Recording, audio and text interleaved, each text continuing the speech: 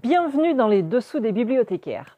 Aujourd'hui, je vais vous parler du dernier roman policier que j'ai lu et que j'ai énormément apprécié et qui n'est pas un roman policier. Aux éditions Marchiali est paru Le voleur d'art de Michael Finkel. Michael Finkel est en fait journaliste. C'est un journaliste américain qui est fasciné par les personnalités obsessionnelles.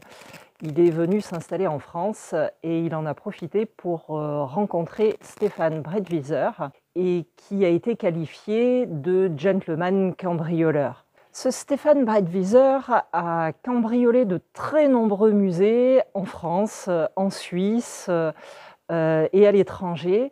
Il a dérobé quasiment 300 œuvres d'art au cours de sa carrière, qui a été relativement brève, qui a duré moins de 10 ans. Le récit de Michael Finkel s'attache aussi bien à la personnalité du cambrioleur qu'à ses moyens techniques, on va dire, et à la chronologie de ces cambriolages. Pourquoi gentleman cambrioleur? En fait, Stéphane Breitwieser a commis tous ces cambriolages pendant les horaires d'ouverture des musées, en plein jour, armé essentiellement d'un couteau suisse et sans commettre aucune violence. Comme bien souvent, la réalité dépasse la fiction.